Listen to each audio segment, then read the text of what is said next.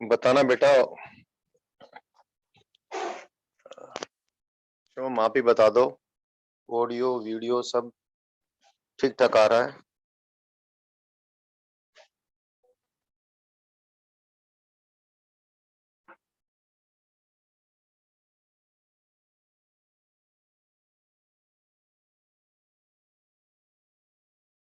Okay then. बच्चों, मैंने उस दिन, आपको याद होगा, सिंपल माइक्रोस्कोप बता दिया था, ए सिंगल मैग्नीफाइंग ग्लास बता दिया था। और आपको ये शायद याद होगा और नोट से आपने रिवाइज कर भी लिया होगा, या जो भी बुक पढ़ रहे हो उससे आपने देख भी लिया होगा कि सिंपल माइक्रोस्कोप की मैग्नीफाइंग पावर, सिंपल माइक्रोस्कोप की magnifying power, it is 1 + d divide by F E. F ये कब है, और this is equal to d divide by F, ये कब है? तो ये तो कब है, जब वो फाइनल इमेज कहाँ बनता है, list distance of distinct division में बनता है, और ये जब वो नॉर्मल एडजस्टमेंट में है। ये आपको याद रहना चाहिए। I again repeat, although the derivation has taken place, derivation करवा दिया था, YouTube पे वीडियो भी अपलोड कर दिया था, ये आपने याद रखना चाहिए। और ये भी बता दिया था कोई एज बहुत ज्यादा नहीं है। हाँ, प्राइमरी काम में छोटे मोटे काम इसके जरिए हमारे हो जाते हैं। ठीक है, तो यदि जैसे इसकी बात करूं मैं, डी तो 25 है, एफ मान लिया 4-5 सेंटीमीटर भी है, तो एम की वैल्यू 5, 6, 7, 8, 10 तो रेयर, 5-6 गुना ही ज्यादा ये मैग्नीफाई करेगा। और 10 भी कर देगा तो वो एबरेटेड सा इमेज बनेगा, बहुत अच्छी बात नहीं होगी। तो यदि हमें 100 गुना, 200 गुना, 100 गुना, 200 गुना या और भी ज्यादा मैग्निफिकेशन चाहिए, 100 गुना मैग्निफिकेशन काफी ज्यादा हो जाता है, तो हमें क्या करना पड़ेगा, 2 बार मैग्नीफाई करना पड़ेगा, यानी मैग्निफिकेशन को कंपाउंड करना पड़ेगा। एक लेंस लगाएंगे ऑब्जेक्ट के आगे, मैग्नीफाइंग, तो मैं क्या बोलूं, उसको शब्द नहीं है, ऑब्जेक्ट के बिल्कुल साथ टच करके लगाएंगे तो उसको ऑब्जेक्टिव लेंस कहेंगे। और क्योंकि अक्सर वो सिंगल लेंस होने के बजाय लेंसों का कॉम्बिनेशन भी हो सकता है, तो अक्सर लेंसों के कॉम्बिनेशन को पीस वर्ड यूज करते हैं। पीस होना तो उल्टा चाहिए, लेकिन इस प्रकार का जो ऑप्टिक्स के अंदर बोलने का ढंग बन गया उसी को मैं यूज करूं, तो उसको ऑब्जेक्टिव पीस कहेंगे। ऑब्जेक्टिव पीस के सामने ऑब्जेक्ट रखेंगे, ऑब्जेक्ट रखेंगे उसके फोकल पॉइंट और 2f के बीच में, फोकस के बिल्कुल आसपास, वेरी शॉर्ट फोकल लेंथ का एक ऑब्जेक्टिव पीस लेंगे, कन्वेक्स लेंस लेंगे, यानी कन्वर्जेंट लेंस लेंगे। और ऑब्जेक्ट जो टाइनी ऑब्जेक्ट है जिसको हमने मैग्नीफाई करना है, ध्यान से सुनना सारी बात, यही बात मेन है, बाकी तो थोड़ा सा मैथमेटिक्स है।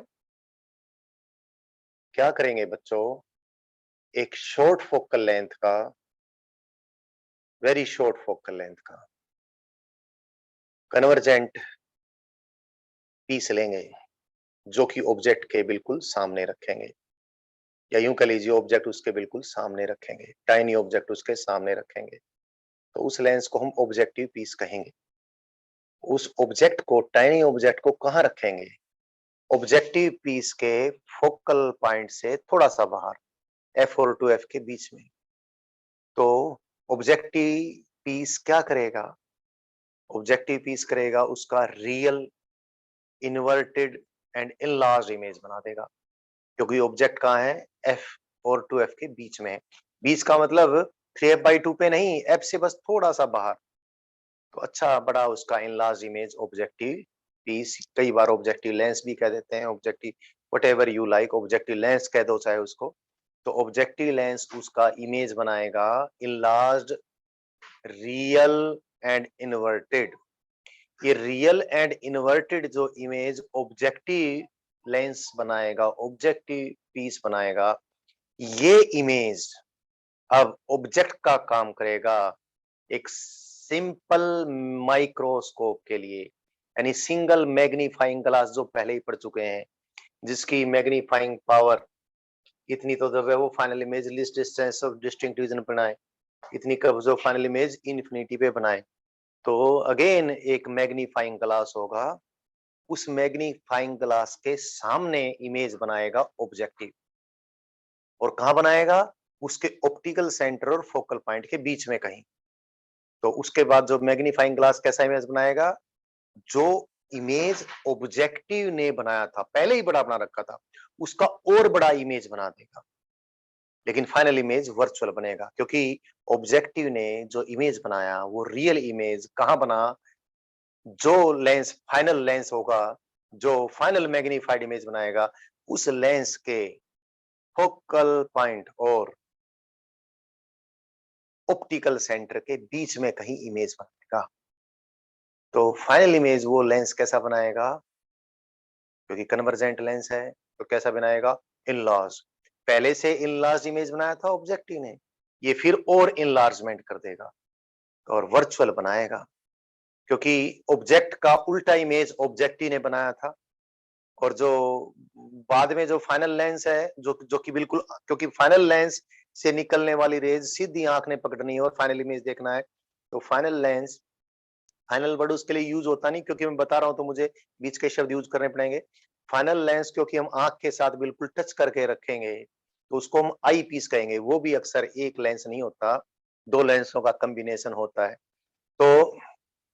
तो उसको भी आई पीस बोलते हैं। तो eyepiece will the final lens will be called eyepiece because it is put just adjacent to eye, और आंख उसके साथ सटाकर अपने फाइनल मैग्नीफाइड इमेज देख लेना है।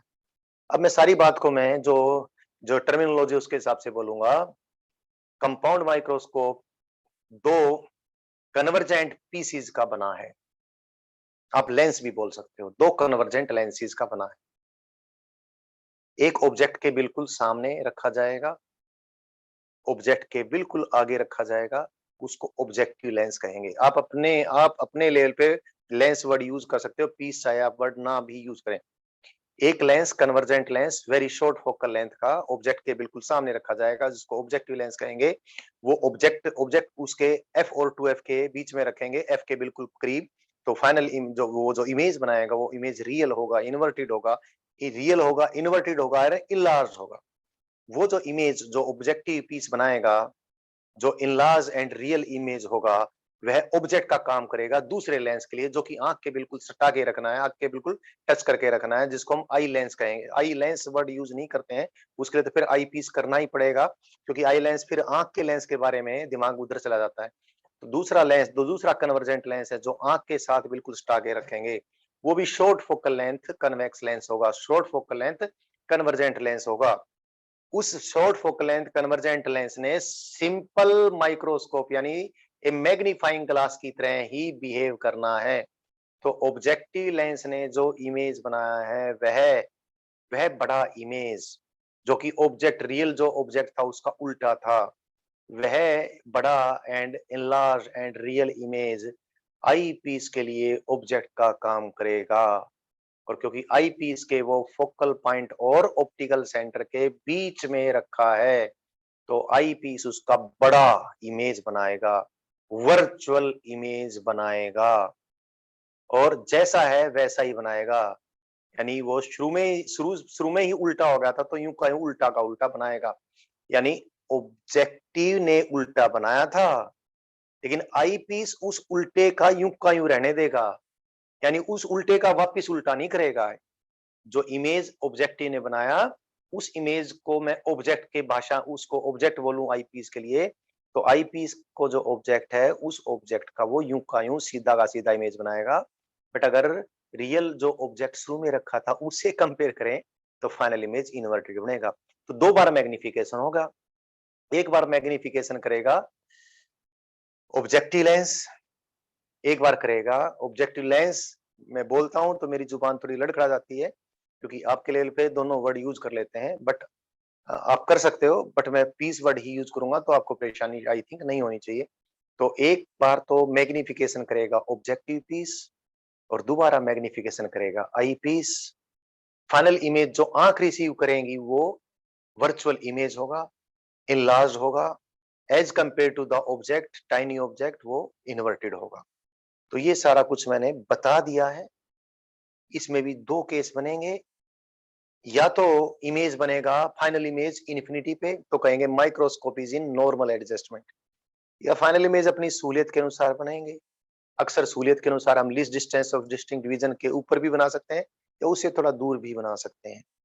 तो सारी बात मैंने बता दी है। अब रे डायग्राम बनाकर और कंपाउंड माइक्रोस्कोप की मैग्नीफाइंग पावर में कैलकुलेट करके बताऊंगा।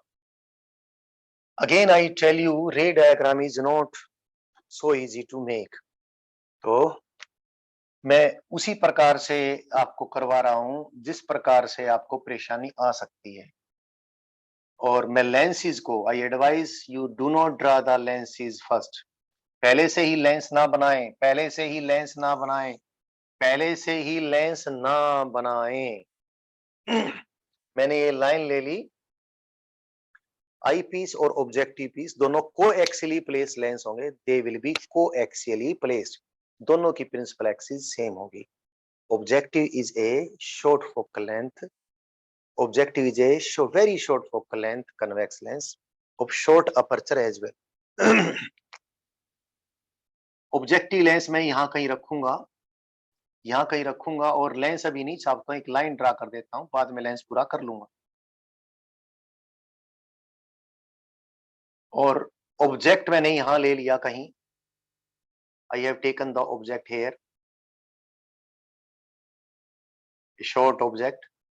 अब इतना मुझे दिखाना ही पड़ेगा बच्चों, और इसको थोड़ा सा और दूर खिसका लूं, अदरवाइज रेज बहुत डाइवर्ज हो जाएंगी।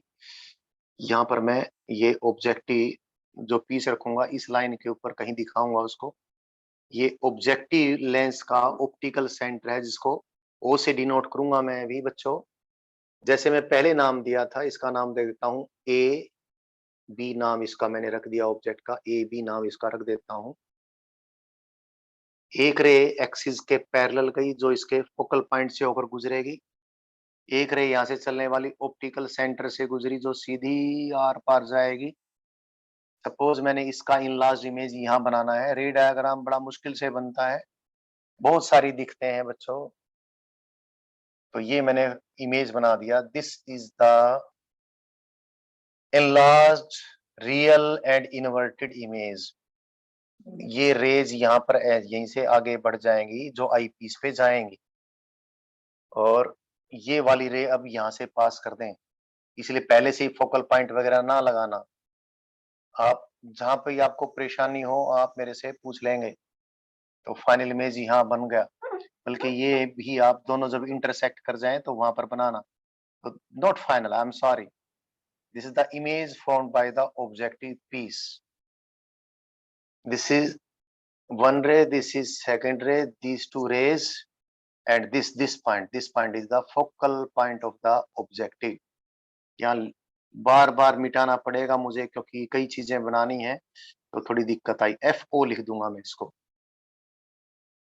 ठीक है भाई, अब इसको लेंस को बना देता हूँ। अब इसकी कोई ज्यादा समस्या नहीं है, इस लेंस को मैंने बना दिया। ये आई पीस, सॉरी ये ऑब्जेक्टिव पीस होगा, इसको I will call objective piece.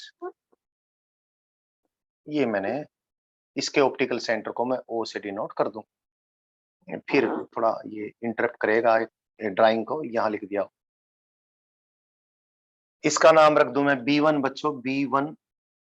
इसका नाम रख दूं A1। यहाँ तक कोई बात अगर समझ में नहीं आई है तो आप पूछ सकते हो। अभी यहाँ कहीं आई पीस होगा, यहाँ आई पीस होगा, और आई पीस का ऑप्टिकल सेंटर यहाँ कहीं होगा, और बी डैश जो B1 बोल दो, B1 जो पॉइंट है ये आई पीस के फोकल पॉइंट और आई पीस के ऑप्टिकल सेंटर के बीच कहीं होगा। लेकिन अभी आई पीस में नहीं बनाऊंगा, उसके पीछे कुछ कारण है। एक तो आपको बता दें बच्चों, अक्सर आम तौर पे, most oftenly, better I should say, not आम तौर पे, हाँ अगर इसकी हिंदी यही होती है तो शायद ये most oftenly the length of the microscope tube is lesser than 20 centimeter and objective is of a convex lens of focal length 2 centimeter or like that। 2 centimetre 2.5 centimetre के आसपास की फोकल लेंथ का ये है यार। तो ये दूरी यहाँ से जहां पर आई पीस रखेंगे वहां से 20 सेंटीमीटर के आसपास की कुछ होगी, यानी यहां से लेकर आई यहाँ पर होगी, जो आई पीस के साथ बिल्कुल टच करके हम रखेंगे। आंख और इस टाइनी ऑब्जेक्ट के बीच की दूरी 25 सेंटीमीटर से कम होगी अक्सर, मोस्ट ऑफनली। तो ये जहां पर भी ऑब्जेक्ट है वहीं से आंख के ऊपर ये जो एंगल बनाएगा उस एंगल को हम नहीं कंसीडर करेंगे। क्या कंसीडर नहीं करेंगे बता दो जल्दी से। आप कंसंट्रेशन के साथ क्लास अटेंड कर रहे हो नहीं कर रहे हो मुझे ये भी कंफर्म हो जाएगा। I repeat the question, wherever the first thing I haven't drawn the eyepiece here, eyepiece will be somewhere here। यहाँ कहीं आई पीस होगा, आई पीस मैंने क्यों ड्रा नहीं किया अभी, क्योंकि रे डायग्राम बनाने में दिक्कत आएगी। सपोज यहाँ पर आई पीस होगा और आंख बिल्कुल यहीं पर होगी, वो सारा कुछ बनाऊंगा मैं। But I tell you most of the times this length is 18 centimetre और लाइक दैट। ये थोड़ी सी होती है, और भी कम करना चाहे तो और अच्छी बात है। और इसकी फोकल लेंथ 2-2.5 सेंटीमीटर के आसपास है। तो ऑब्जेक्ट और आंख के बीच का डिस्टेंस 20 सेंटीमीटर से भी तकरीबन कम ही होता है। तो ये ऑब्जेक्ट, ये छोटा सा ऑब्जेक्ट आंख के ऊपर जो एंगल सबटेंड करेगा वो क्या नहीं होगा बताओ। शाबाश कनिष्का, बहुत अच्छी लड़की है कनिष्का, शाबाश बेटी। तनु बिल्कुल ठीक बोली हो, अनु बिल्कुल ठीक बोली हो, शाबाश। शिवम बिल्कुल ठीक बोले हो, लक्ष्य जांगड़ा बिल्कुल ठीक बोले हो,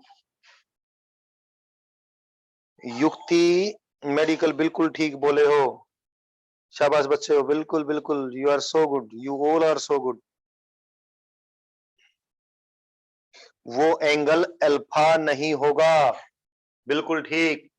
alpha is what is the definition of alpha? Alpha is the angle subtended by the object at human eye when the object is either at least distance of distinct vision or away from that। कोई object आंख के ऊपर maximum कितना angle subtend करेगा, कौन से angle को maximum angle माना जाता है? जब object least distance of distinct vision पर हो। तो इस ऑब्जेक्ट का अल्फा निकालने के लिए इसको हमने यहां से पीछे लेकर जाना पड़ेगा, और कहां रखना पड़ेगा इसको?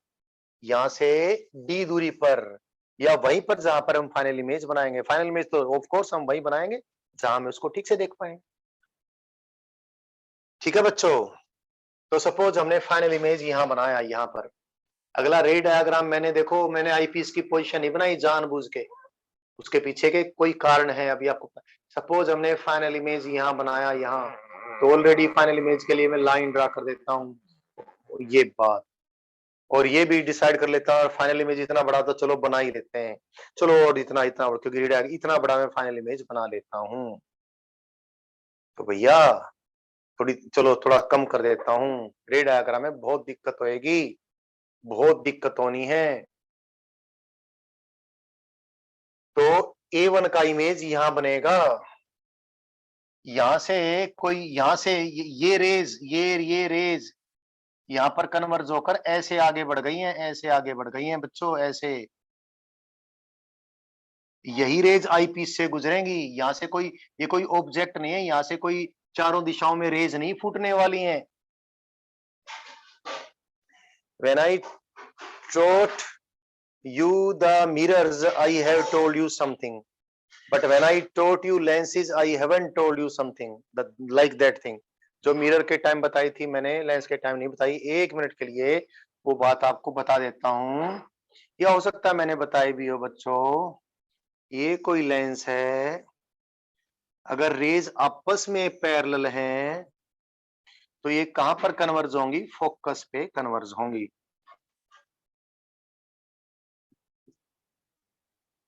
अगर रेज आपस में तो पैरेलल हैं बट प्रिंसिपल एक्सिस के पैरेलल नहीं है।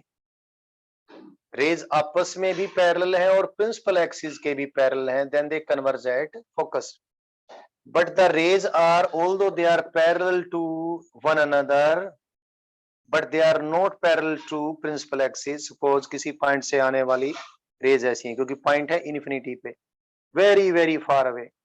तो उस पॉइंट से सारी रेज एक ही पॉइंट से आ रही हैं, because the point is very far away. तो ये सारी की सारी रेज आपस में तो पैरेलल हैं, बट प्रिंसिपल एक्सिस के पैरेलल नहीं है। तो ये कहां पर फोकस होंगी वो हमें मालूम होना चाहिए, कुछ बच्चों को मालूम होगा भी। तो भैया ये है फोकल पॉइंट इसका। फोकल पॉइंट पे एक प्लेन ड्रा करते हैं एक्सिस के परपेंडिकुलर, इसको फोकल प्लेन कहेंगे। तो या तो इन पैरेलल रेज में से कोई रे होगी जो कि ऑप्टिकल सेंटर से गुजर रही होगी, या तो सचमुच इन पैरेलल रेज में से ही कोई रे होगी जो कि ऑप्टिकल सेंटर से गुजर रही होगी। अगर है तो ठीक है, नहीं तो ऐसी एक काल्पनिक रे कंसीडर कर ले कि जो इन रेज के पैरेलल है। और अगर कोई ऐसी, या तो ये कोई रे सचमुच होगी जो कि इनके पैरेलल है, नहीं है तो ऐसी मैंने इमेजिन कर ली। हैड इट बीन ए रे then it would have been principal ray.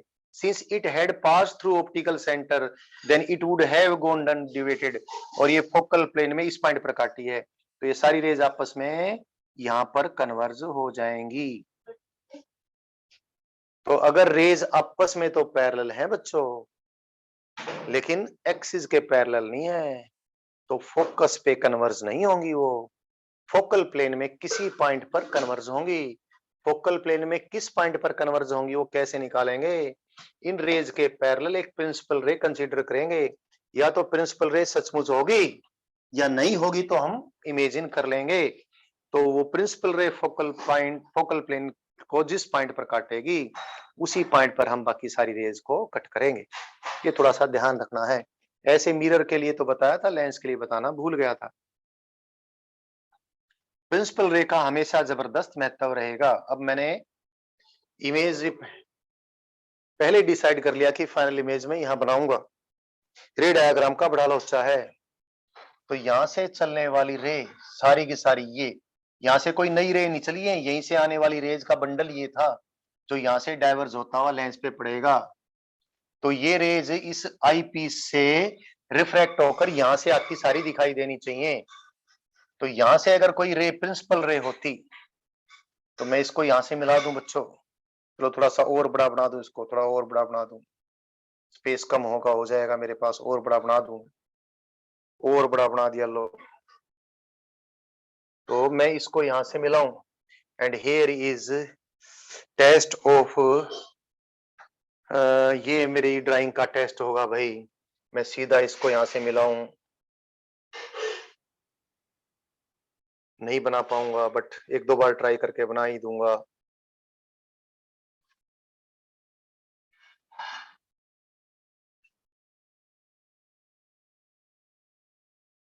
इसको रहने देता हूं,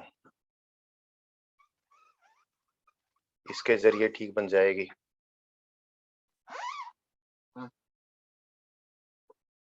चिकना बोर्ड भी है और नजदीक भी हूं, डायग्राम भी बड़ा है। सोनिया, सोनिया, ज्यादा तेज आवाज आ रही है यहाँ से यहाँ तक। दरवाजा ठीक से बंद कर दो या उसका वॉल्यूम कम कर दो, बहुत ज्यादा आ रही है यार।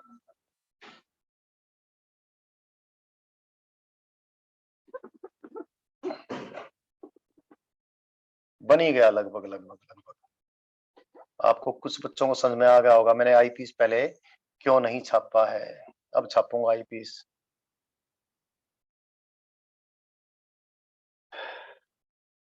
मेरी बात अभी कुछ कम समझ में आई होगी, कुछ बच्चों को पूरी भी समझ में आ गई होगी, अभी सारी समझ में आ जाएगी। भाई यहां से चलने वाली रेज सारी की सारी आई पीस से जब होकर गुजरेंगी तो वो सारी की सारी डाइवर्जिंग रेज होंगी जो आंख में घुसेंगी। वो किसी एक पॉइंट से डाइवर्ज होती हुई अपीयर होंगी। जिस एक पॉइंट से डाइवर्ज होती हुई अपीयर होंगी वो एक पॉइंट प्रिंसिपल रे पर तो लाई करेगा, यानी यहां से चलने वाली कोई रे आई पीस के ऑप्टिकल सेंटर से गुजरे, आई पीस के ऑप्टिकल सेंटर से गुजरे। ये हमेशा बहुत मुश्किल सा काम होता है रे डायग्राम बनाना। अब मुझे यहाँ पर आई पीस का ऑप्टिकल सेंटर बनाना पड़ेगा और आई पीस को इस प्रकार से ड्रा करना पड़ेगा इतना बड़ा आई पीस होता नहीं है, ना ही ये डिस्टेंस इतना होता है बच्चों।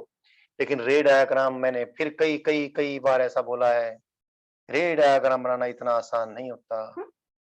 ये रे डायग्राम में, और मैं अगर फाइनल इमेज यहाँ बना दूं और ये भी थोड़ा बड़ा बना दूं, तो 1 मिनट में एक बार थोड़ा सा कर लेता हूँ। और सपोज मैं फाइनल इमेज यहाँ बना देता हूँ, देखी जाएगी। थोड़ा सा एक बार और ड्राइंग बना लूंगा। फाइनल इमेज में यहाँ बना दिया और थोड़ा सा और बड़ा बना दिया, इससे थोड़ा और ये ठीक हो जाएगा। ये और बड़ा बना दिया तो मुझे यहाँ लेना पड़ जाएगा, थोड़ा सा बेटर हो जाएगा बच्चों। 1 मिनट 1 मिनट 1 मिनट। क्या दिक्कत है अभी मैं बताऊंगा, पहले मैं रेज बना लूं।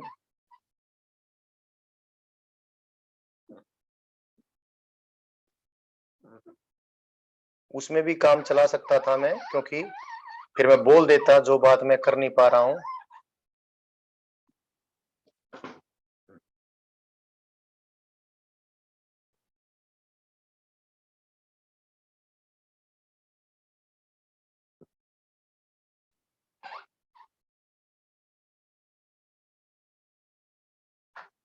लगभग लगभग स्ट्रेट जा रही है, चली ही जाएगी चली ही जाएगी। अब मैं इस वाली को, पुरानी वाली को मिटा देता हूं, फिर मुझे ठीक जजमेंट हो जाएगी। जहां कहीं भी फाइनल इमेज बनाऊंगा, yes it is almost good. ये जहां कहीं भी फाइनल इमेज बनाऊंगा, वो डिस्टेंस आई पीस के ऑप्टिकल सेंटर से डी से फालतू होगा, या एटलीस्ट डी जरूर होगा। What I do, what I have done, I will explain very soon. ये सारा कुछ क्या है बच्चों, एक बार थोड़ा ठीक से बना लेता हूँ इसको मैं, क्योंकि मेरे को पता तो चल ही गया कि रे सीधी आ गई। देखो बच्चों, ये ऑब्जेक्ट नहीं है जो A1 B1 बना है, ये इमेज है। ये किन रेज ने बनाया है? यहाँ से चलने वाली रेज ने बनाया है। तो यहाँ से चलने वाली रेज जिस कोन के अंदर सिमटी हुई है, वो ये कोन मैंने बना दिया है। These rays are lying in this cone. ये कोन, रेज का ये जो कोन है, ये कोन आई पीस से पास होगा, और आई पीस फिर फाइनल इमेज बनाएगा। कैसा? इसका और बड़ा इमेज। कैसा इमेज? Virtual image. जैसा ये है नीचे की तरफ, वैसा ही उसको भी नीचे की तरफ बनाएगा। तो ये रे कहां से गुजरेंगी? जहां से भी गुजरेंगी ये रेज किसी एक पॉइंट से डाइवर्ज होती अपीयर होंगी। वो पॉइंट हमने कहां लेना है? जहां हमें ठीक से दिख सके, least distance of distinct vision या उससे परे। लेकिन रे कैसे बनाए? कोई ना कोई प्रिंसिपल रे लेनी पड़ेगी जो कि ऑप्टिकल सेंटर से गुजरेगी। यहां से इस प्रकार चलने वाली, इस पे कोई एरो ना लगा दे, ध्यान रखना। एरो लगाते ही तो ये रे बन जाएगी, ये कोई रे नहीं है। वी हैव इमेजिन्ड ए रे, हैड इट बीन ए रे, had it passed through the optical center, then it would have gone undeviated। तो यहां पर मैं अब आई पीस बना दूंगा। आई पीस इतना बड़ा नहीं होता है, लेकिन भैया रे इन रेज को भी तो अकोमोडेट करना है। ये ऑप्टिकल इंस्ट्रूमेंट के रे डायग्राम में हमेशा ही या तो बहुत सारी गलत चीजें लें। अगर रे डायग्राम हमने बनाना है तो इस प्रकार बनाना ही पड़ेगा। ये आई पीस मुझे इतना बड़ा बनाना पड़ा। और ये भी तो ध्यान है, ये आई पीस का ऑप्टिकल सेंटर है, और ये इमेज बनाया है ऑब्जेक्टिव पीस ने। तो ये इमेज जो जहां बनाया है, कहां बनाया है? ये B1 पॉइंट। आप मुझे बता दें, ये B1 का राइट साइड है, ये B1 का लेफ्ट साइड है। तो मुझे ये बता दें आप, अभी इसके बारे में और भी एक्सप्लेन करूंगा मैं। चलो वो जो बात है बाद में पूछूंगा। अब ये जो रेज है ना बच्चों, ये रेज आई पीस से डाइवर्ज हुई तो यहां से आती दिखाई देंगी, और ये मैं लाइन ड्रा कर ही दूंगा। ये रे डायग्राम ही दिक्कत कर देता है। और बस ये एक बार बना दूं बच्चों, और उसके बाद कुछ स्टेप्स मैंने मैथमेटिकल लिखने हैं, उसमें कोई खास टाइम नहीं लगना है। क्लास में तो इसमें भी टाइम कम लगता है, क्योंकि वो बोर्ड चिकना नहीं होता है। यहाँ पर कुछ टाइम वो ये ऐसे, आई थिंक लगभग लगभग स्ट्रेट ही है। थोड़ा सा और स्ट्रेट कर दूंगा बच्चों इसको मैं।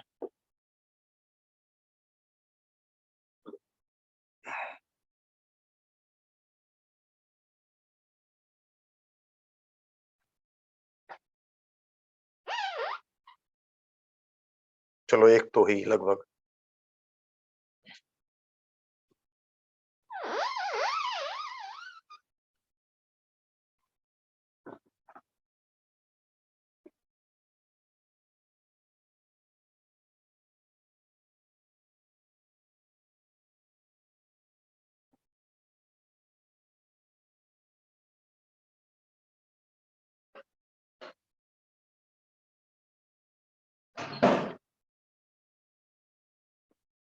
तो ये रे तो ऑप्टिकल, सॉरी, ये रे तो भाई आई पीस से, ये वाली रे आई पीस से रिफ्रैक्ट होके इधर गई, ये वाली, और ये वाली आई पीस से रिफ्रैक्ट होकर इधर गई।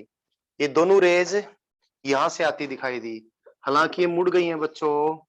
अब मैं कितना ही रे डायग्राम बना लूं इस बोर्ड के ऊपर, स्केल तो मेरे पास है नहीं इतनी बड़ी, तो बार बार मिटा के करता जाऊंगा तो उसमें टाइम वेस्ट ही होगा। अब समझ लेना बच्चों, ये सीधी ही है।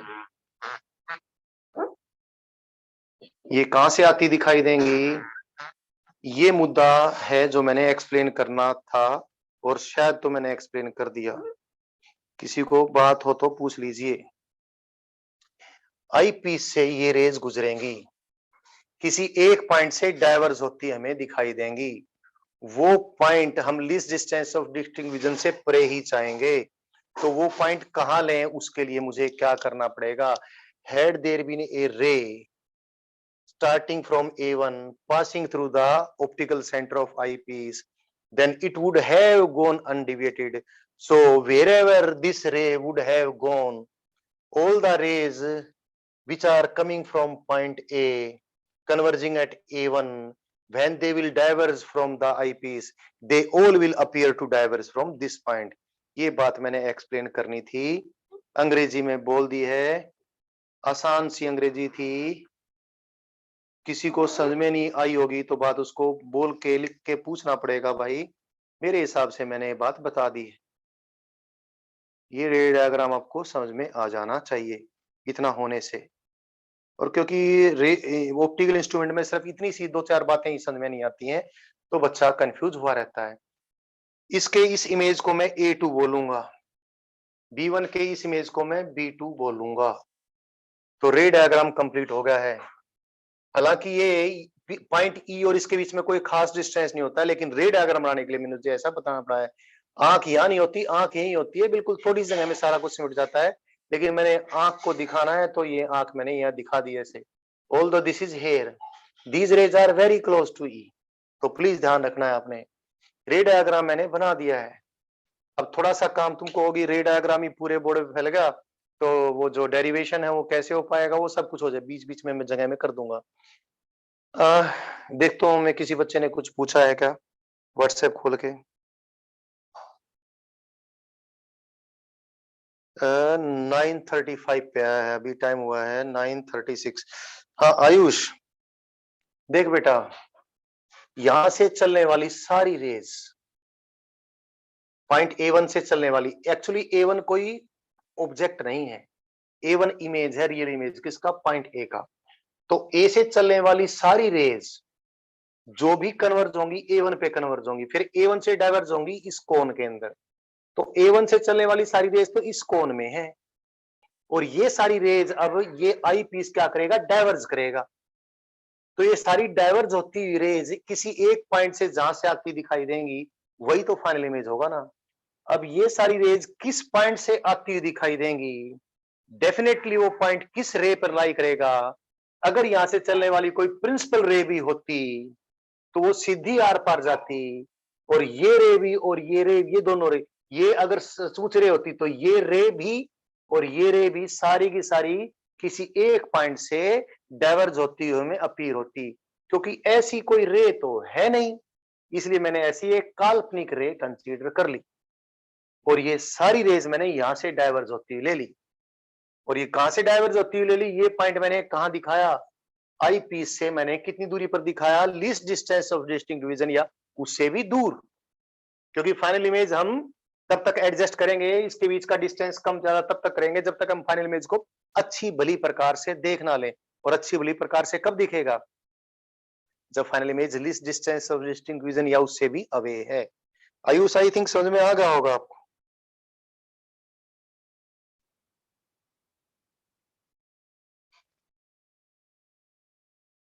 ओके, अब अगली बात ये है जो मैंने बीच में प्रश्न छोड़ दिया था, ये पॉइंट B1, देखो ये भी इमेज बड़ा है और इसका भी और काफी ज्यादा बड़ा इमेज ये बन गया। अब ध्यान से आप उत्तर दें, ये है पॉइंट B1 से की राइट साइड, ये है और ये पॉइंट B1 की लेफ्ट साइड। तो आई पीस, पहले बताऊं आई पीस इतना बड़ा नहीं है यार, इस रे डायग्राम को कैसे अकोमोडेट करूं मैं, तो करना ही था मैंने। तो सबसे पहले तो ये देख बताएं मुझे, आई पीस का फोकल पॉइंट B1 से लेफ्ट साइड में है या B1 के राइट साइड में या B1 के लेफ्ट साइड में, जल्दी से बता दो भाई। आयुष आपने बिल्कुल ठीक लिखा है, शाबाश। कुणाल आपने बिल्कुल ठीक लिखा है, शिवम बिल्कुल ठीक लिखा है, युक्ति युक्ति गड़बड़ लिख दी है बेटी, युक्ति मेडिकल वाली। कनिष्का बिल्कुल ठीक लिखे हो।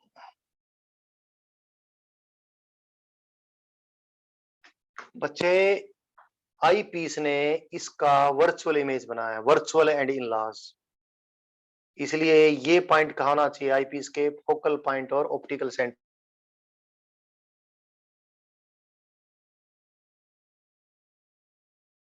Stands for eyepiece, O stands for objective, इसको एफओ का है, इसको एफई का है मैंने, ठीक है, शायद समझ में आ गई होगी बात आपको, ये बात तो हो गई है। अब यहां पर मैं इस एंगल को बिंदु बिंदु बिंदु बिंदु करके पूछूं ये एंगल कौन सा है, ये एंगल अल्फा है या बीटा है, तो बताओ जरा ये कौन सा एंगल है, ये बिंदु बिंदु बिंदु बिंदु कौन सा एंगल है, अल्फा है या बीटा है?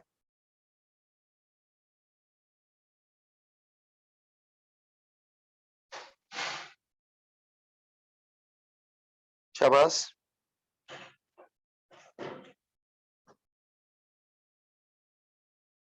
Since eye is placed just touching the eyepiece, आई आंख आई पीस के बिल्कुल टच करके ही रखी हुई है, so whatever angle the image and object are making at eyepiece same can be suppose to be subtended at eye, human eye. तो tell me what this angle is, there are two angles, one is called alpha, the other is called beta. इस angle को क्या कहें हम, alpha कहें या beta कहें, मेरा प्रश्न ये है, अब तो आंसर दे दो बच्चों। आयुष, कनिष्का ने मिटा दिया, आयुष आपका ठीक नहीं है, कनिष्का बिल्कुल ठीक लिखी है, लक्ष्य बिल्कुल ठीक लिखे हो, युक्ति मेडिकल बिल्कुल ठीक लिखे हो, तनु बिल्कुल ठीक लिखे हो, अनु बिल्कुल ठीक लिखे हो, शिवम बिल्कुल ठीक लिखे हो। देखो फाइनल इमेज ने एंगल बनाया ना, फाइनल इमेज का ये टांग और फाइनल इमेज का है सिर, और फाइनल इमेज का है least distance of distinct division से तो परे बनाया, तो दिस इज बीटा। अब अल्फा कैसे लें, ये जो ऑब्जेक्ट है, ये ऑब्जेक्ट का ये पैर, ये ऑब्जेक्ट का सिर, ये जो एंगल यहां पर बनाएगा, क्या उसको अल्फा लेना उचित रहेगा?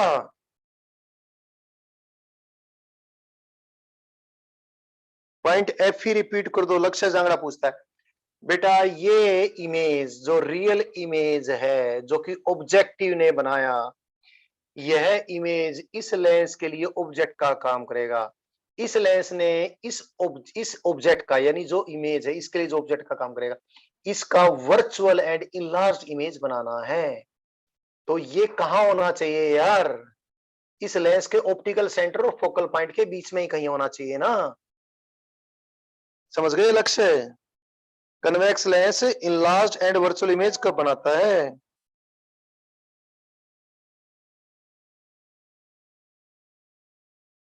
अगर मैं इसको यहां से मिला दूं, तो सोच लो मैंने मिला दिया, तो ये जो एंगल बनेगा जो कि ऑब्जेक्ट आई पीस पे बनाएगा, जो कि आई पे बना हुआ ही माना जाएगा, क्या उसको मैं अल्फा ले सकता हूं? मैं पूछ रहा हूं बच्चों, ये छोटी छोटी बातें ही हैं जो कि ऑप्टिकल इंस्ट्रूमेंट में परेशान करती है, बाकी तो कुछ भी मैथमेटिक्स है ही नहीं इसमें। युक्ति मेडिकल लिखी है, बिल्कुल ठीक। तनु बिल्कुल ठीक लिखी है। स्वम स्वम ने जो करना है वो बिल्कुल ही ठीक लिख दिया है, शाबाश। लक्ष्य जांगड़ा ठीक नहीं लिखे हो बेटा। आयुष आपका पिछला आंसर गलत था, आपको समझ में आएगा क्यों गलत था? हाँ बिल्कुल ठीक लिखे हो युक्ति, आप बिल्कुल। अनु आप बिल्कुल ठीक लिखे हो। हाँ आयुष साहब आप बिल्कुल ठीक लिखे हो, बिल्कुल। देखो बच्चों, मैं क्योंकि रेड मैंने लाइन खींचनी बड़ी मुश्किल है, महाभारत है मेरे लिए, तो लाइन नहीं खींच रहा, नहीं तो क्लास में होता तो ये लाइन खींची देखता। This angle is not alpha, क्योंकि ये डिस्टेंस डी से कम है।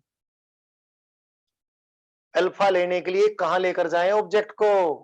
ऑब्जेक्ट को लेकर जाएं डी पर, या वही ले जाएं। अगर ये इन्फिनिटी पे नहीं बना हुआ है फाइनल इमेज, तो जहां पर इमेज बनाए अक्सर हम डी पे ही बनाएंगे।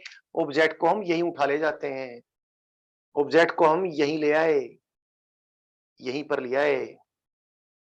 तो ये जो ये पॉइंट है जो B2 है, B2, ये तो B2 ही ना, B2 का B2 ही रहा। और इस पॉइंट को बोल दूं मैं A नोट, बोल देता हूं ऐसे, A नोट। ध्यान रखें, B2 A naught is equal to BA, ऐसे। तो अब ये ऑब्जेक्ट कहां ले गए हम? Least distance of distinct division, या उससे परे जहां इमेज है वहीं लेंगे। अब ये जो एंगल यहां पर बनाएगा उसको अल्फा कहेंगे। और ये ड्राइंग बनाना मेरे लिए इस बोर्ड के ऊपर महाभारत हो जाएगा यार, लेकिन बनानी तो पड़ेगी। ये B1 इधर बना दिया, ठीक है। इसको यहां से मैं इसको लाइन को यहां तक मिलाऊं यार, मिलाना पड़ेगा। ये एरो वेरो सब मिटा देता हूँ, बाद में ड्रा कर लूंगा इनको तो मैं।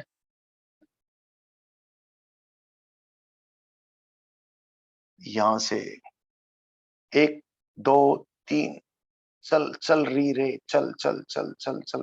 दिस इज नॉट ए रे, this is simply A line. शुरू में ही गलत हो दिख रहा है मुझे, गलत हो गया बहुत, ज्यादा टेढ़ी कर दी।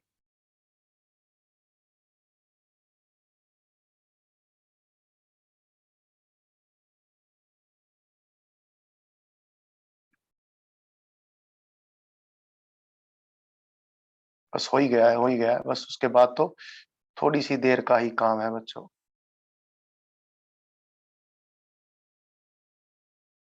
This angle is alpha, this बिंदु बिंदु बिंदु बिंदु बिंदु एंगल इज अल्फा। अब मैं रेज बना देता हूं जो मिटाई थी मैंने, ये एरो भी बना दिया मैंने। और ये जो रे थी रे डायग्राम की, ओरिजिनल रे, इसको भी बना देता हूं इसके एरो के साथ। इसका एरो भी लगा देता हूं। ये एरोज भी बेचारे जो मिटाए थे वापिस लगा देता हूं। पॉइंटों के जो नाम मिटाए थे वो भी लिख देता हूं। वो लिख ही रखे हैं, कोई जो वापिस लिख दिया था, इसका नाम मैंने B1 लिखा था, B1। तो भाई अब बस रे डायग्राम पूरा हो गया है।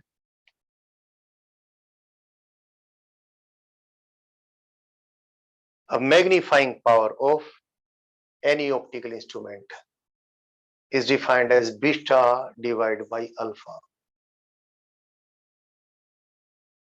रे डायग्राम समझ में आ गया होगा आपको?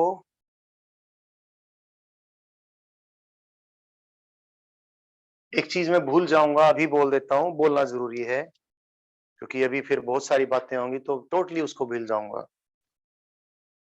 फाइनल इमेज, यदि ये फाइनल इमेज हमने यहां कहीं बना लिया होता, माइक्रोस्कोप ट्यूब के अंदर ही कहीं बना लिया होता, तो ये छोटा सा बनता, छोटा सा बनता, और ये इसके और नजदीक बन जाता। रे डायग्राम बनाना बहुत आसान हो जाता। लेकिन ये कोई बात नहीं, बात तो थोड़ा ध्यान से सुनना है, बहुत बड़ी बात पूछ रहा हूँ आप लोगों से, और आसान भी है बहुत, उत्तर भी कई बार दे चुका मैं। अगर फाइनल इमेज में, अगर ये फाइनल इमेज यहां कहीं बनाता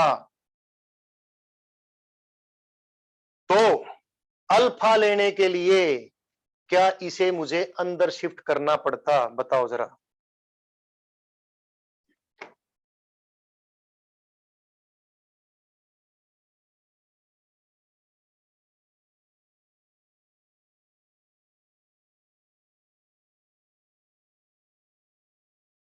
हाँ आयुष, अगर final image least distance of distinct division से अगर परे बनाते हैं,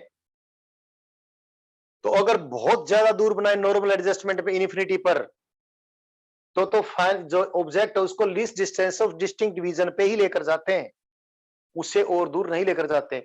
हाँ, यदि इसके least distance of distinct division के आसपास ही है तो ज्यादा फर्क नहीं पड़ता।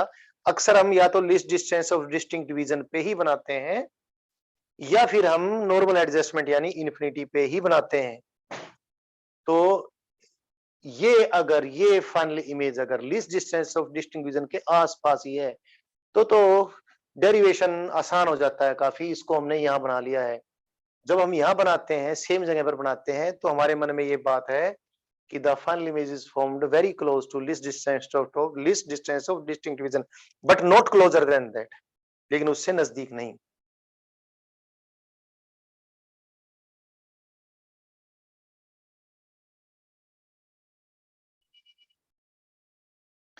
अभी अगला प्रश्न मैंने पूछा कि, अगला ध्यान से सुनना भाई, अगर ये फाइनल इमेज मैं यहां बना लूं, ऑब्जेक्टिव लेंस और आई पीस के बीच में कहीं बना लूं फाइनल इमेज, तो बीटा तो फिर ये हो ही गया।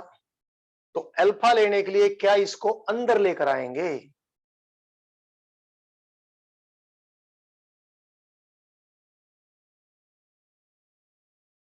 हाँ सोम, आपने बिल्कुल ठीक लिखा है। आयुष, आपने बिल्कुल ठीक लिखा है। लक्ष्य बिल्कुल ठीक लिखा है भाई। अगर हम फाइनल इमेज को यहां बना लें तो ये डिस्टेंस ऑलरेडी डी से काफी ज्यादा, ऑलरेडी या तो डी हो गया या डी से ज्यादा होगा। तो ऑब्जेक्ट पहले ही काफी दूर रख दिया है, डी से परे ही है, तो इस ऑब्जेक्ट को यहां नहीं लेकर आएंगे। तो जहां ऑब्जेक्ट है वहीं से वो अल्फा बना रहा है, वही अल्फा है। तो भैया आप प्लीज, जो आपकी मार्केट में नॉर्दर्न इंडिया में हिंदी भाषी क्षेत्रों में जो किताबें ज्यादा पॉपुलर हैं, मॉडर्न एबीसी, प्रदीप फंडामेंटल, शुक्र एनसीईआरटी में गड़बड़ नहीं कर रखी है, उन्होंने फाइनल इमेज को यहाँ बीच में बना रखा है माइक्रोस्कोप में। बीटा तो हो गया, और अल्फा लेने के लिए फिर इसको यहाँ पर अंदर ले आए। ना ना ना ना, अगर पहले से ही ऑब्जेक्ट कहाँ है, least distance of distinct vision से परे है, तो वो जहां पर है अच्छा वाला अल्फा बना रहा है। आपने पहले ही उसको दूर रख दिया, पहले ही बहुत छोटा एंगल ले लिया। आप समझ रहे हैं? बहुत सारी बातें हैं, तो प्लीज टेक केयर। शुक्र एनसीईआरटी में ऐसे ही है, नहीं तो फिर बोलना भी थोड़ा मुश्किल हो जाता है। So final image microscope tube से बाहर ही बनता है, और अल्फा लेने के लिए उसको हम डी पे ही लेके जाते हैं, और अक्सर ये डी के आसपास ही है, तो इसको हम यहीं पर लेकर आ जाते हैं। ये बात मैंने बता दी है, नहीं तो फिर इसको भूल ही जाता बच्चों में। अब अगली बात करते हैं बच्चों। अब थोड़ी सी कैलकुलेशन है। अगर आप बीटा और अल्फा के बारे में देखें, तो अल्फा बीटा में से एक तो लाइन है वो प्रिंसिपल एक्सिस के को रोटेट करेंगे क्लॉकवाइज, और एक इससे मिलाने के लिए रोटेट करेंगे एंटी क्लॉकवाइज। तो एक अगर पॉजिटिव है तो दूसरा नेगेटिव है। सो दिस इज माइनस, मैं एंगल्स की साइन कन्वेंशन यूज कर लूं, because angles are very small, so the angles are nearly equal to their tangents। तो ये बात मैंने यूज कर ली। एंगल्स की साइन कन्वेंशन आपकी एनसीईआरटी में नहीं है, आई एम सॉरी फॉर दैट, मैं उसका कुछ नहीं कर सकता। ये मैंने आपको लिख दिया है, थोड़ा सा काम है, ये मैं भी कर देता हूँ। m is equal to minus tangent beta. आप देखो टेंजेंट बीटा के लिए हम ट्रायंगल ले लेंगे, पूरी बड़ी ट्रायंगल, ये वाली ट्रायंगल। इस ट्रायंगल में मैं डायरेक्ट लिख रहा हूं बच्चों, टेंजेंट बीटा की वैल्यू लिख रहा हूं, B2 A2, B2 A2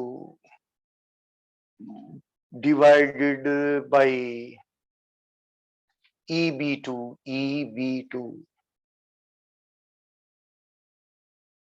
and that is divided by tangent alpha भी ये बात B2 A0 divided by EB2 EB2 से EB2 कट जाएगा. So magnifying power of compound microscope comes out to be equal to minus B2A2 divided by B2A0. But B2A0 is what? B2A0 अभी बता था. B2A0 तो यही है. This is AB. So I write it minus B2A2 divided by BA. अब coordinate से replace कर दें चीजों को हम. तो M is equal to minus B2A2. A2 के कोऑर्डिनेट से रिप्लेस कर दें. इसको बोल दूं मैं H2. इसके कोऑर्डिनेट को मैं H1 यहां पर लिखूंगा. इसका मतलब A का कोऑर्डिनेट है. इसको मैं H2 लिखूंगा. H2 इसका कोऑर्डिनेट लिया हूं मैं. इसको सॉरी H1. इसको इस डिस्टेंस को लिखूं. इसको लिख दिया मैं H2 लिख देता हूं. तो भाई मैं इस हाइट को B2A2 को रिप्लेस कर दूं किससे? A2 के कोऑर्डिनेट से. तो क्या लिखूंगा इसको? माइनस H2 लिख दूंगा.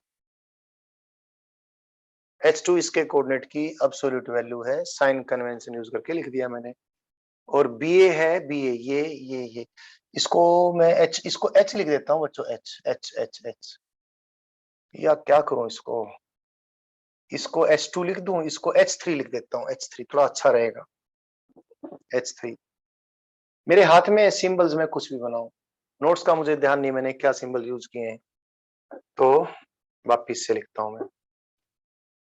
B2A2 minus B2A2. Minus sign तो मैंने यूं का लिख दिया. और B2A2 को रिप्लेस कर दूं A2 के कोऑर्डिनेट से minus H3. BA what is BA? BA is coordinate से रिप्लेस कर दूं A कोऑर्डिनेट से प्लस H1. तो मेरे पास ये चीज आ गई H3 डिवाइड बाई H1. इसको मल्टीप्लाई भी कर दूं और डिवाइड भी कर दूं H2 से मल्टीप्लाई भी कर दिया और डिवाइड भी कर दिया. H2 से मल्टीप्लाई भी किया है डिवाइड भी किया है. फिर क्या बन गई बात मेरे पास ये बात बन गई बच्चों. It is H3 divide by H2 into H2 divide by H1. अब ध्यान से देखो ये क्या चीज है और ये क्या चीज है. ये डेरिवेशन मैग्नीफाइंग पावर का छोटा सा था. आपके पास आ गया है. Ayush says, sir, image is formed between microscope. Sir, image is formed between the microscope. Won't it come closer than least distance of distinct vision? भैया इमेज माइक्रोस्कोप ट्यूब के अगर अंदर बन गया तो इसका मतलब माइक्रोस्कोप ट्यूब की लंबाई 25 सेंटीमीटर से काफी ज्यादा है. ऐसा होता ही नहीं है आयुष. मैं तो यही तो बता रहा हूं. फाइनल इमेज माइक्रोस्कोप ट्यूब के अंदर नहीं बनता है. अगर बन गया इसका मतलब सचमुच ही बन गया. वो तो मॉडर्न एबीसी वाले ने और प्रदीप फंडामेंटल वाले ने और नॉर्थ इंडिया किताबों ने बना दिया ना बेटा. लेकिन फिर भी यदि बन गया तो माइक्रोस्कोप की ट्यूब की लंबाई 25 सेंटीमीटर से काफी ज्यादा है. और ऑब्जेक्ट तो बेचारा पहले ही बैक्टीरिया बहुत छोटा है. और माइक्रोस्कोप की ट्यूब से बाहर दिया तो अल्फा का तो और पिचरा निकल जाएगा.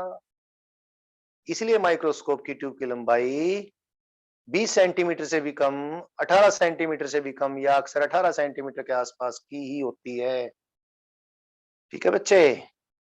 फाइनल इमेज कभी भी माइक्रोस्कोप ट्यूब के अंदर नहीं बनता है. प्रदीप फंडामेंटल मॉडर्न एबीसी या जो भी हैं ये एक दो किताबें और भी हैं. डर्टीफाइड simplified physics whatever the books they are. वो बना लिए हैं. वो शायद रे डायग्राम आसान करने के लिए बना लिए और बेवकूफ है क्या बोलूं. बता दिया बेटा. ये बात बतानी थी मैंने क्योंकि आप में से कई बच्चे वो किताब पढ़ रहे होंगे तो वो गड़बड़ ना करें इसलिए मैंने बताया. आयुष समझ में आ गया बेटा आपको?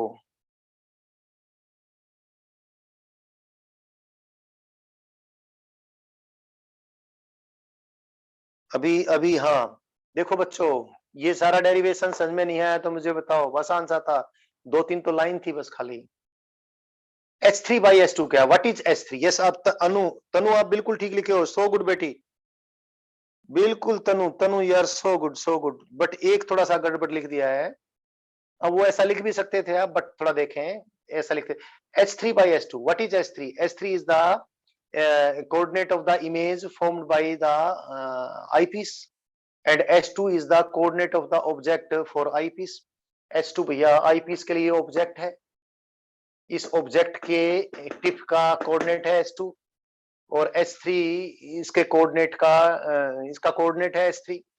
तो H3/H2 तो क्या होगा, linear lateral magnification of eyepiece, और ये क्या है, लीनियर लेटरल H2 इज, इसको हाइट बोल देते हैं लेकिन कोऑर्डिनेट के फॉर्म में ही बात है, ये बार बार बोलना मुश्किल हो जाता है। H2 is the height of the image formed by the objective, H1 is the height of the object, coordinates के फॉर्म में बात है, फिर बोल देता हूँ। H2 is the image, ये इमेज का साइज का कोऑर्डिनेट है H2 जो ऑब्जेक्टिव ने बनाया। H1 ऑब्जेक्ट के साइज का लेटरल साइज का कोऑर्डिनेट है, तो H2/H1 क्या आगा, linear lateral magnification of objective lens या ऑब्जेक्टिव पीस, और H3/H2 क्या आगा, linear lateral magnification of eyepiece. So magnifying power of compound microscope, ये सारा कुछ तो हो गया है। अब यहाँ पर बहुत शानदार रिजल्ट लिख देता हूं मैं, जगह देख रहा हूं मैं, ये सारा डेरिवेशन तो हो ही गया बच्चों, तो ये तो मैं मिटा ही सकता हूं, फिर भी अभी कुछ देर के लिए नहीं मिटाता हूं, यहाँ पर फाइनल फार्मूला लिख दिया हूं मैं, मैग्नीफाइंग पावर ऑफ या angular magnification of compound microscope is MO into ME। बस भाई, माइक्रोस्कोप पे दुनिया भर के क्वेश्चन आ सकते हैं। माइक्रोस्कोप की मैग्नीफाइंग पावर के लिए आप सिर्फ इस फार्मूले को याद रखें, बाकी चाहे आप किसी भी फॉर्मूले को याद ना रखें, माइक्रोस्कोप के सारे न्यूमेरिकल सारे क्वेश्चन आपके सोल्व हो जाएंगे। तो magnifying power of microscope is linear lateral magnification of objective multiplied by linear lateral magnification of eyepiece. कुछ मैग्निफिकेशन किया ऑब्जेक्टिव ने और कुछ मैग्निफिकेशन किया आईपीस ने, दोनों मल्टीप्लाई हो गए। यही हम पहले बगैर डेरिवेशन किए बोल रहे थे और ये हो भी गया है। ठीक है बच्चों, देखो यहां तक अगर समझ में आ गया हो, कोई बात पूछनी हो तो 10 सेकंड तक आप लिख देंगे, क्योंकि सारा डेरिवेशन बोर्ड के ऊपर है, फिर मैं मिटाऊंगा तो थोड़ी सी दिक्कत हो जाएगी। जल्दी से बता दो। 1 2 3 4 5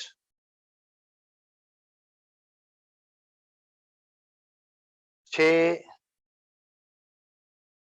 7 8 9 10।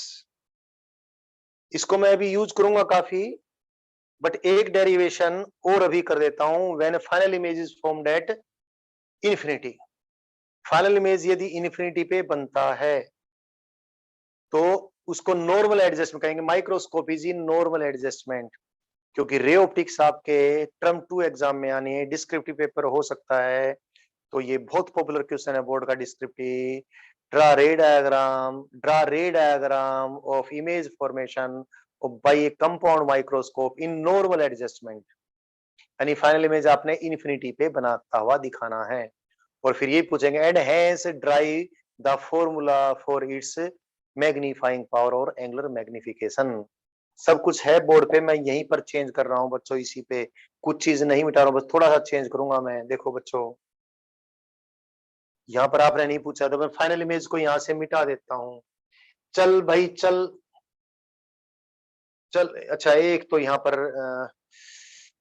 भाई यार बच्चों देखी जाएगी, वापस लिख दूंगा। पहले तो इसका मैं केस डिस्कस कर लेता हूँ, वापस से लिख दूंगा मैं, ज्यादा जल्दबाजी ठीक नहीं है, मिटाना तो पड़ेगा ही, मुझे जगह ही नहीं है। अभी मैं वो केस करने वाला हूँ, बट यहाँ पर इसको थोड़ा सा निपटा के चलें तो बढ़िया है। ये तो मिटा दिया मैं, ये तो हो गया है, ये तो हो गया है।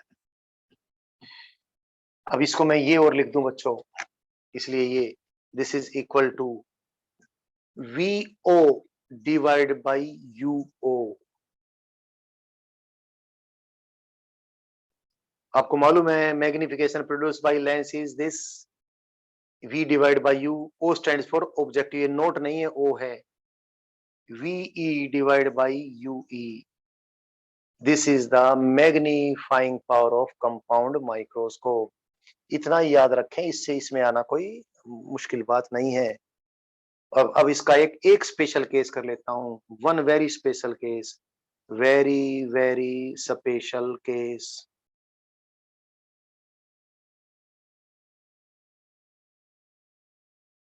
वो करना है मैंने, लेकिन करने से पहले इसको मैं थोड़ा चेंज करूंगा बच्चों।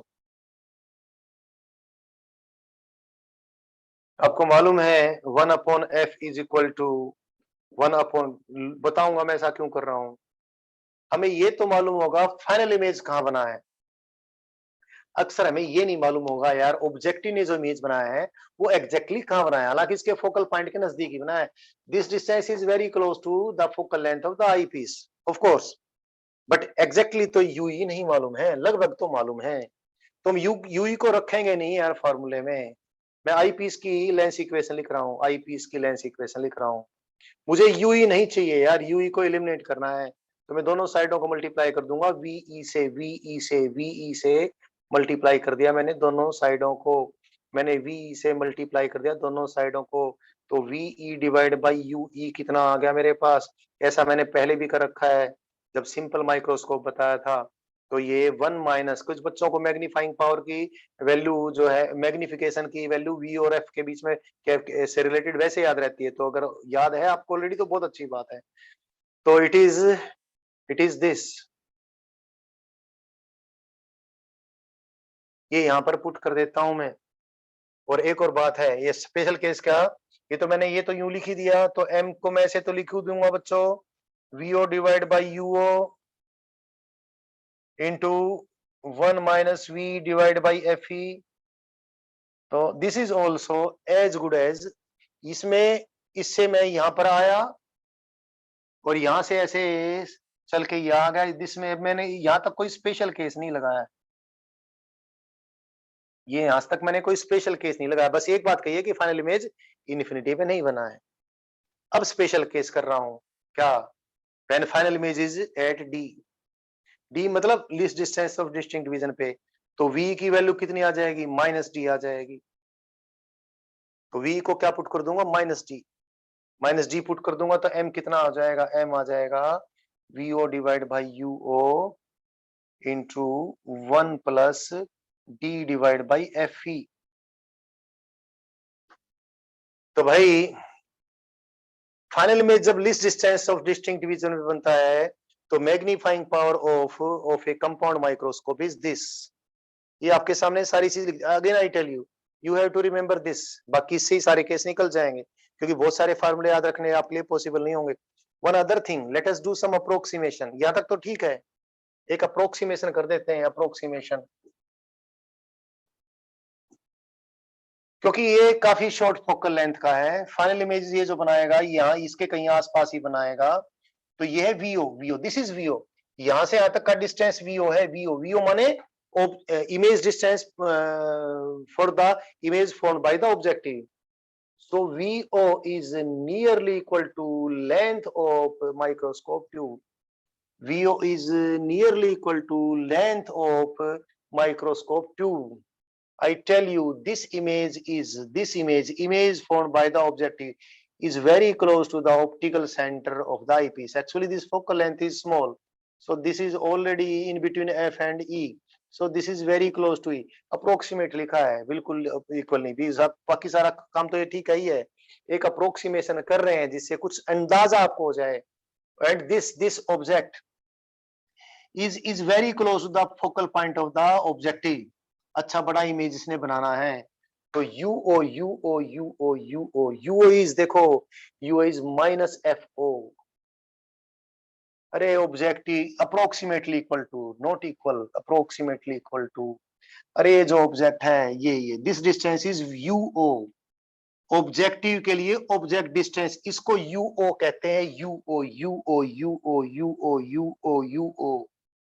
इसको नहीं, सॉरी, इसको आई एम सॉरी, ये तो शिफ्ट किया था हमने। This is UO UO UO, this is UO and this is VO VO VO, this is VO. VO is very close to the length of the microscope tube and UO is very close to the focal length of the microscope tube, क्योंकि coordinates के फॉर्मूले तो sign convention के साथ replace किया है, तो इसलिए magnifying power of compound microscope approximately equal to, ये अंदाजा लगाने के लिए है, न्यूमेरिकल सोल्व करने के लिए नहीं। न्यूमेरिकल्स तो आपके इससे ही सोल्व होंगे, एनसीईआरटी में कंपाउंड माइक्रोस्कोप पे कई अच्छे न्यूमेरिकल्स दे रखे हैं, वो आपने सोल्व करने हैं। तो एम एच सी वर्मा की पूरी एक्सरसाइज है माइक इस पे ऑप्टिकल इंस्ट्रूमेंट पे, सारी सोल्व करनी है। M is nearly equal to, क्या लिखूं, वीओ तो क्या लिखूं, एल, यूओ क्या लिखूं, minus F E, minus F E नहीं, माइनस एफ ओ। और ये क्या आ गया भाई, ये आ गया, this is also, this is one plus, चलो लिख दिया वन प्लस, इसके कंपेरिजन में वन नेग्लिजिबली स्मॉल होगा, फिर भी चलो लिख दिया one plus D divide by F E. तो यू सी प्लीज, जितनी ऑब्जेक्टिव की फोकल लेंथ कम होगी और जितनी आईपीस की फोकल लेंथ कम होगी, उतनी ही माइक्रोस्कोप की मैग्नीफाइंग पावर ज्यादा होगी। इसलिए माइक्रोस्कोप बनाते वक्त तो शॉर्ट फोकल लेंथ का ऑब्जेक्ट लेते हैं और शॉर्ट फोकल लेंथ का आईपीस लेते हैं। एक अंदाजा भी लगा लें, ये 18 सेंटीमीटर, ये है लगभग लगभग 2 सेंटीमीटर, 2.5 सेंटीमीटर के आसपास होता है, 2 भी हो सकता है। तो 18/2 9, तो ये आ गया भाई। और ये 25 में 25/4 ले लेता हूं, चलो मैं, तो 25/4 6 24, तो 6 6 1 7, 7 और 9, तो 9 7 63, तो लगभग 100 के आसपास ही आ जाएगा। और थोड़ा सा हम फोकल लेंथ कम कर लें तो और ये लगभग लगभग अंदाजा आपका हो गया है। तो 100 के आसपास का मैग्निफिकेशन अचीव कर लिया है। इस प्रकार से एक अंदाजा लगाने के लिए किया है, या अप्रोक्सीमेशन अंदाजा लगाने के लिए, अंदाजा लगाने के लिए, अंदाजा लगाने के लिए। बाकी क्वेश्चन तो आप इससे सोल्व करेंगे। ठीक है बच्चों, ये सारा बता दिया है। अब बस बस बस क्या, when the microscope is in normal adjustment, ये सारा मिटा रहा हूं। भाई देखो एक बार पहले तो यहीं से कर लेते हैं। नॉर्मल एडजस्टमेंट में है तो एमओ तो चेंज होगा नहीं, नॉर्मल एडजस्टमेंट फाइनल इमेज बनेगा इन्फिनिटी पे। तो मुझे बताओ एमई कितना हो जाएगा। अभी आज आते ही एक फार्मूला लिखा था, देखते हैं किस बच्चे को याद है। नॉर्मल एडजस्टमेंट में है, एमओ तो चेंज होगा नहीं, लेकिन एमई चेंज हो जाएगा। फाइनल इमेज इसने बनाना है इन्फिनिटी पे, ये सिंपल मैग्नीफाइंग ग्लास है। शाबाश बच्चों।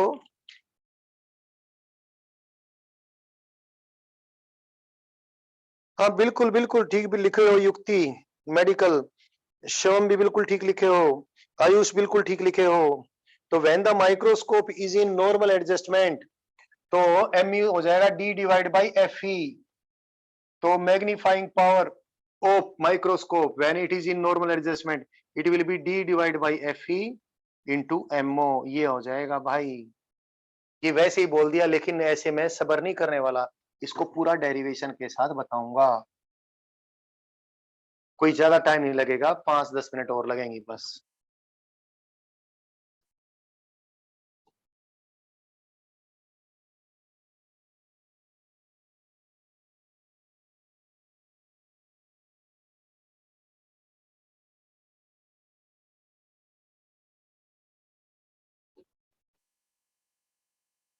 बस मैंने क्या करना है बच्चों, फाइनल इमेज कहाँ बनाना है, चल भाई हट यहाँ से, इन्फिनिटी बना दूंगा। रे डायग्राम में मुझे कोई मेहनत नहीं करनी पड़ेगी अब। लो, बस हो ही गया सारा काम।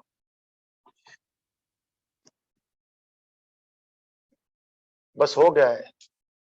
जब तक आप थोड़ी सी सांसें ठीक से लोगे ऊपर नीचे, प्राणायाम टाइप, बगैर पेट हिलाए, तब तक तो ये डेरिवेशन के साथ, ये फाइनल रेज, सारी रेज, ये तो है नहीं कोई, अगर होती तो ये भी, तो ये इन्फिनिटी पर जाकर मिलेंगी।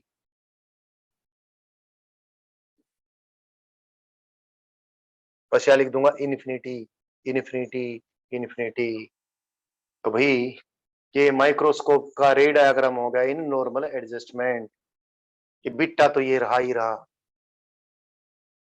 ये डेफिनेशन भी ये रहेगी, लेकिन क्योंकि फाइनल इमेज इन्फिनिटी बनाया है, इस पॉइंट को मैं लिख दिया था, आई डू नॉट नो क्या लिखा था, जो लिखा था लिखा, अब इसको बी नोट ही लिख देता हूँ सपोज।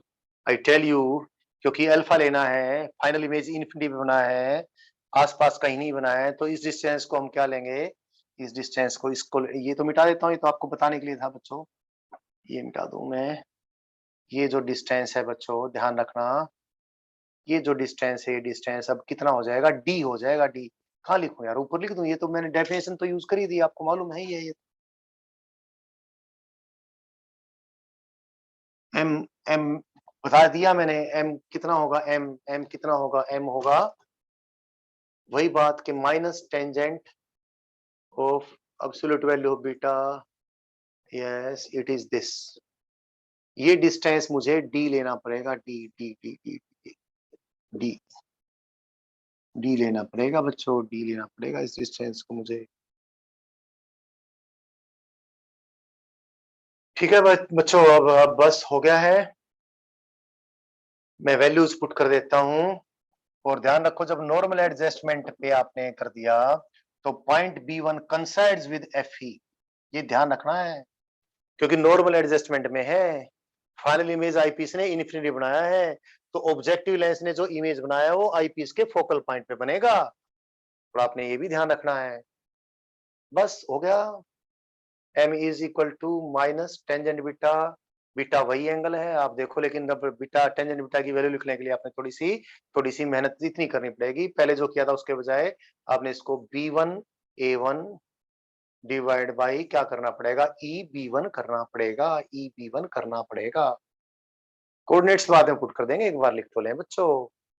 टेंजेंट बीटा आपको साफ दिख गया होगा, divide by tangent alpha, tangent alpha लेने के लिए अब आपको क्या करना पड़ेगा, A note B note divide by EB note, ये करना पड़ेगा। और अगली लाइन में आपको क्या करना पड़ेगा, कोऑर्डिनेट से रिप्लेस कर दोगे। B1A1 B1A1 B1A1 क्या है, इसको लिखूंगा मैं -H2, B1A1 को -H2, और EB1 देखो बच्चों, EB1 को क्या लिखूंगा मैं, इसको लिख दूंगा मैं -FE। EB1 ध्यान से देखें, B1 पे मैंने क्या लिख दिया था, focal point of eyepiece लिख दिया था, तो EB1 मैंने कोऑर्डिनेट से रिप्लेस कर दिया, -FE लिख दिया है, divide by A note B note क्या है, A नोट B नोट वही है जो कि ए बी है, ए के कोऑर्डिनेट से रिप्लेस कर दूं, H1 आ जाएगा, H1 divide by EB note देखो, EB नोट क्या है, EB नोट पहले लिख रखा है -D, तो माइनस से माइनस साइन कट गया, माइनस से माइनस साइन कट गया, हमारे पास क्या फॉर्मूला आ गया बच्चों, ये आ गया H2 divide by H1, and what I told you we got D divided by FE। H2 by H1 क्या है, this is MO into D divide by FE, यही तो चाहिए था हमें। तो जब कंपाउंड माइक्रोस्कोप नॉर्मल एडजस्टमेंट में है तो मैग्नीफाइंग पावर का डेरिवेशन मैंने इंडिपेंडेंटली अलग से करवा दिया है। That is all about compound microscope बच्चों, और मेरे ख्याल से इतना ही करना काफी रहेगा आज, ठीक है, और फिर हम कल कर लेंगे टेलीस्कोप, राइट बच्चों, Tanu and everyone, I think you all have got it। Shwam, class को ऑफ कर दो बेटा।